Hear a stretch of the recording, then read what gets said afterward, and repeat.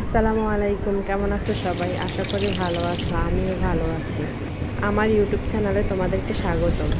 আজকে তোমাদেরকে রান্না করে দেখাবো চ্যাপা শুটকি ভুনা। এটা গরম গরম ভাতের সাথে খেতে এত মজা, তা বলে বোঝানো যাবে না।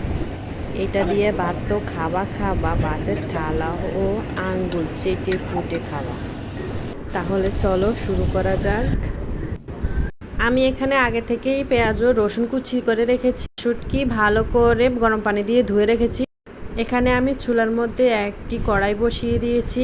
তা গরম হয়ে আসলে তার মধ্যে আমি রান্নার সয়াবিন তেল ঢেলে দিব পরিমাণ মতো। তেল গরম হয়ে আসলে তার মধ্যে রসুন কুচি দিয়ে দেব, দিয়ে একটু নেড়ে নেব। পেঁয়াজের আগে রসুন কুচিটা দেওয়ার চেষ্টা করবেন, কারণ পেঁয়াজ থেকে রসুনটা একটু শক্ত হয়ে থাকে। এবার আমি পেঁয়াজ কুচিগুলো দিয়ে দেব, দেওয়ার পরে ভালো করে নেড়ে নেব যাতে এগুলো একটু নরম হয়ে আসে। একটু নরম হয়ে আসলে তাতে আমরা পরিমাণ মতো লবণ, একটু হলুদের গুঁড়া বেশি দেওয়ার চেষ্টা করবেন না, অল্প কয়টা দিয়ে কালার আনার চেষ্টা করবেন। তারপর আমি মরিচ দিয়ে দিব। আপনারা যেরকম ঝাল খেতে পছন্দ করেন সেরকম আন্দাজে আপনাদের মরিচ দিয়ে দিবেন। এগুলোকে ভালো করে নেড়ে মিক্সড করে নেব। সাথে একটু জিরার গুঁড়া দিতে পারেন, কারণ এতে টেস্টটা আর একটু ভালো আসবে।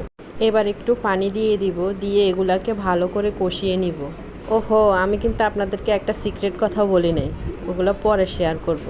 কষিয়ে নেওয়ার পরে আমি পরিমাণ মতো পানি দিয়ে দিয়েছি। এবার আগে থেকে ধুয়ে রাখা চ্যাপা শুটকিগুলো দিয়ে দিব। এখন আমি এগুলাকে ভালো করে নেড়ে নেব। শুটকিগুলো সিদ্ধ হয়ে এসেছে। এখন আমি কাটা থেকে মাংসগুলো আস্তে আস্তে সরিয়ে নেব। মাংসগুলো সরিয়ে নেওয়ার পরে আমি কাঁটাটাকে উঠিয়ে রাখবো। এটা থাকলে গলায় আটকাতে পারে। দেখছেন কত সুন্দর করে মাংসগুলো সরে গেল। এবার আমি ঝোলগুলো শুকিয়ে আসলে অনবরত নাড়তে থাকবো, না হলে নিচে লেগে যেতে পারে। এবার সিক্রেটটা শেয়ার করব। আপনারা যে মরিচ বাটা দেখছেন না, ওটা কিন্তু আমি বাটি নাই, ওটা আমি গুঁড়া মরিচকে 10 মিনিটের মতো ভিজিয়ে রেখেছি। আপনারা চাইলেও এমনটা করতে পারেন। দেখছেন কালারটা কত সুন্দর এসেছে।